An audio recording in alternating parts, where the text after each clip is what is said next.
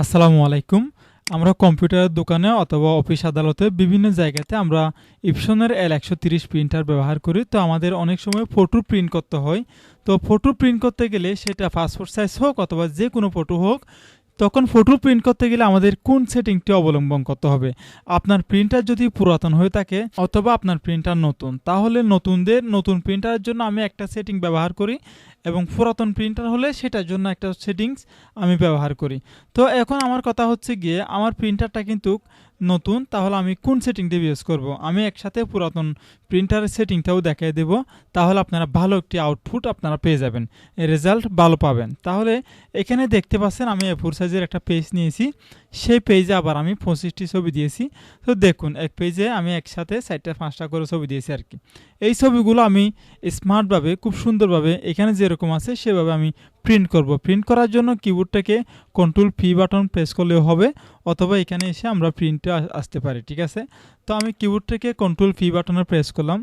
Ctrl+P বাটনে press করার ফলে আমাদের সামনে এরকম একটি ইন্টারফেস শো হয়েছে।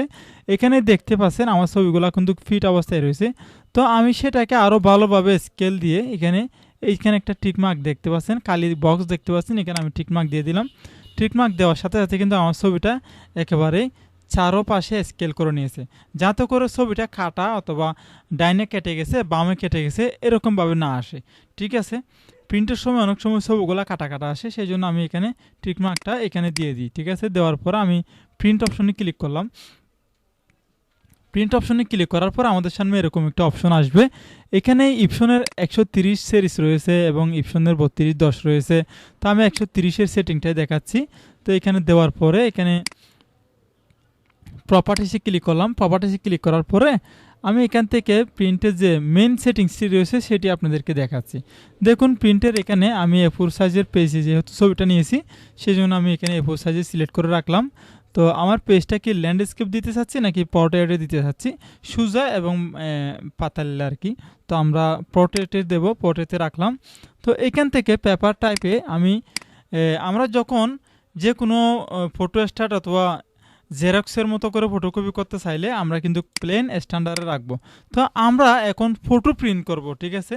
যেহেতু আমাদের ফটো প্রিন্ট করতে হবে, তাহলে আমাদের এখানে আমি বেশিরভাগ দিয়ে থাকি ইপসন প্রিমিয়াম গ্লোসি, ঠিক আছে? তো এখানে দিয়ে থাকি কোয়ালিটি দিয়ে থাকি হাই। হ্যাঁ, এখানে অনেক সেটিংস রয়েছে, মোড়ে গেলে আরও সেটিংস রয়েছে, এগুলো এইভাবেই থাকবে। আমি এখান থেকে কোনো নাড়াছাড়া করি না, জাস্ট এখান থেকে ইপসন প্রিমিয়াম গ্লোসি দিই এবং কোয়ালিটি দিয়ে ইপসন হাই, ঠিক আছে? দেখুন, আপনারা এটা সেভ করে রাখতে পারেন, ইপসন প্রিমিয়াম গ্লোসি এবং হাই, এই দুটাতে দিয়ে আমি কালার দিব, ঠিক আছে? এখানে গ্রে স্কেল যদি আপনি দেন তাহলে ফটোটা কিন্তু কালো আসবে। তো আমি এখানে দিচ্ছি কালার। তো এটা হচ্ছে মেইন সেটিংস, ঠিক আছে? এতটুকুইতে রাখলে হয়। এটা হচ্ছে নতুন প্রিন্টারের ক্ষেত্রে। তো আমাদের দোকানে ইউজ করতে করতে প্রায় 1 বছর 1.5 বছর সেরকম প্রিন্টার যেগুলো হয়ে গেছে, সেগুলোতে কিন্তু আমি ইপসন প্রিমিয়াম গ্লোসিতে রাখলে অনেক সময় দেখা যায় কি একটু কালো এবং একটু পাতলা, হালকা একটু ছবিটা একটু লো কোয়ালিটির এই টাইপের আসে। তো আমি তখন কি করি, তখন আমি এইখানে পুরাতন মেশিনের ক্ষেত্রে আমি এই জায়গাতে এসে ইপসন মিড দিয়ে থাকি, ঠিক আছে? ইপসন মিড এবং এখানে হাই দিয়ে থাকি, ঠিক আছে? এটা হচ্ছে পুরাতন মেশিনের ক্ষেত্রে সেটিংসটা। হ্যাঁ, এখন আমি যেহেতু আমার প্রিন্টারটা নতুন, আমি বেশিরভাগই ইউজ করে থাকি ইপসন প্রিমিয়াম গ্লোসি এবং হাই, ঠিক আছে? আপনারা এটা ইউজ করবেন।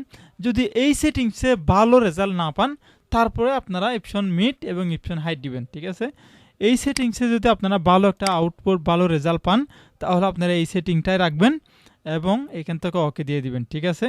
যদি এই সেটিংসে ভালো আউটপুট না পান, আপনারা দুইটাই সেটিংসে বাইর করে দেখবেন ছবি। এখানে দেখতে পাচ্ছেন ইপসন প্রিমিয়াম গ্লোসি হাই, এটাতে একটা বের করে দেখবেন এবং ইপসন মিড হাইট দিয়েও আপনারা বের করে দেখতে পারেন, ঠিক আছে? তো আমি এখানে বেশিরভাগই ইপসন প্রিমিয়াম গ্লোসি হাই দিয়ে রাখি, তারপর ওকে বাটন প্রেস করে দেব, তারপর এখানে ওকে দিয়ে দেব। তখন দেখতে পাবেন আমাদের ছবি আমাদের প্রিন্টারে অটোমেটিকলি প্রিন্ট হতে শুরু হয়েছে, ঠিক আছে? আশা করি আপনারা বুঝতে পারছেন। আপনাদের ইচ্ছে মতো করে আপনারা করতে পারেন। যদি আমার মতো রাখতে চান তাহলে ইপসন প্রিমিয়াম গ্লোসি এবং হাই দিয়ে আমার মতো করে প্রিন্ট করতে পারবেন, ঠিক আছে? আশা করি আপনারা বুঝতে পারছেন, তাহলে ভালো একটি রেজাল্ট আপনারা পাবেন। পরিশেষে আমাদের এই ছোট্ট চ্যানেলটি সাবস্ক্রাইব করবেন, পাশের বেল আইকনটি ক্লিক করে আমাদের চ্যানেলের সাথে থাকবেন। আসসালামু আলাইকুম ওয়া রাহমাতুল্লাহি ওয়া বারাকাতুহু।